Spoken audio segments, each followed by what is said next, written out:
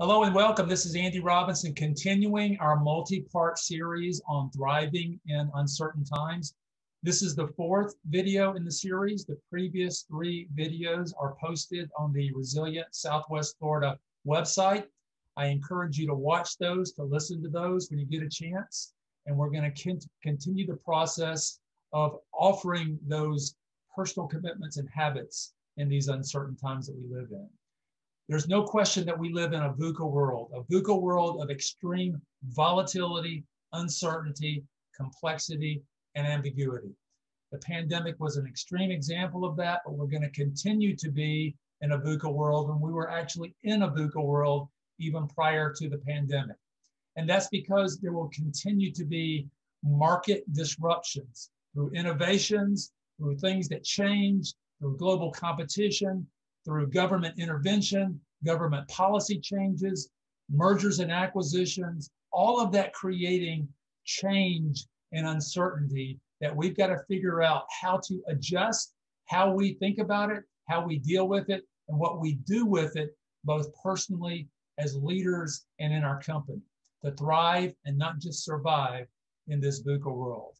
I'm offering 6 personal commitments to thrive in these uncertain times, and then 6 habits to fuel those commitments. We've talked about the first 3 commitments. We're going to talk about the 4th today. Those commitments are new ways of thinking. They're actually better ways of being the person that we are, the leader that we are, the team member that we are, and are truly ways to not just survive, but thrive in this VUCA world that we live in. Commitment number 1 was all about looking for the good. That was training your mind to see the good in everything. Things happen for us, not to us. So always look for the good. There's always a seed or a thread of good there. Second commitment was being more intentional about what we consume and eliminating from our life those things that aren't serving us well. And that's what you read, that's what you listen to, that's what you watch on TV, and that's who you hang around with. Subtracting the things that bring anxiety, fear, any negative emotions so that you can focus on the positive moving forward. Our third commitment was connecting with others meaningfully, and why that was particularly important in a VUCA world, reaching out, connecting, improving, nurturing those relationships with everyone that's important in our life. Today is commitment number 4, and it's all about seeking and embracing better ways of doing things. I love this quote by Charles Darwin. It's not the strongest or the most intelligent who survive, but those who can best manage change. And with the VUCA world, change and managing change and navigating through change will definitely allow you to thrive in these crazy, uncertain times that we live in. So from the standpoint of seeking and embracing better ways of doing things, some things to think about, some strategies, some tactics. First and foremost, everything can be improved and made better. Always look for, be on the alert for, encourage your team members to think about how this can be improved. Everything can be improved. Put those sacred cows out to pasture, those things that may have been part of the company that you've held on to for years, but truly no longer serve us in this world that we live in. Don't be afraid to let those go. Invite your team members to raise their hand when they see those so that they can question those and ask, do these still serve us as a company? Do these still serve us as a department? And then broader than that, just simply stop doing those things that truly no longer serve you personally or serve your organization. Letting go of those things that no longer make sense so that you can thrive in this VUCA world. I love this plus 1% mindset that was introduced by the book Raving Fans.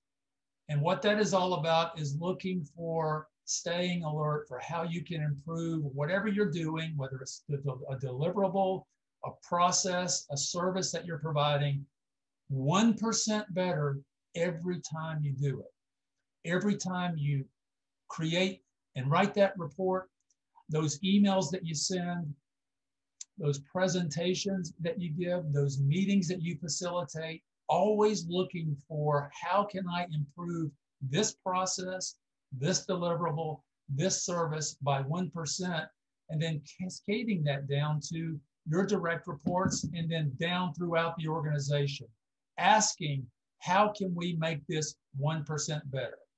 1% doesn't sound like a lot, but thinking about the compounding of that 1% over a period of time, you have transformational change months and years out when you take that tact. We've seen a lot of temporary changes that came about as a result of the pandemic, and a number of those changes truly make sense to continue going forward. So step back and ask yourself, of those temporary changes that we thought maybe were temporary, which ones are truly better ways of doing things going forward, and embrace those and move forward with those.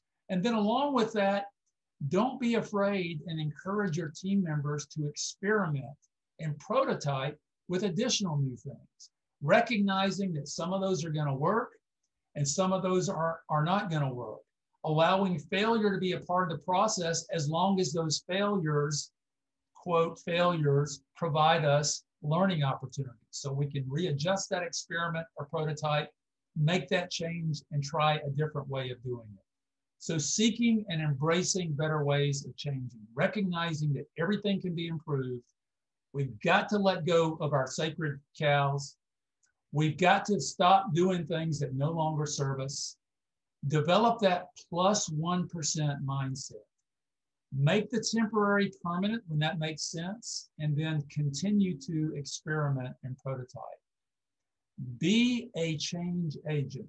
Be that person that's always looking for new and better ways of doing things, and encourage your team members to do the same. We live in a VUCA world. Hopefully something resonated with respect to commitment number 4 today in terms of some action that you can take.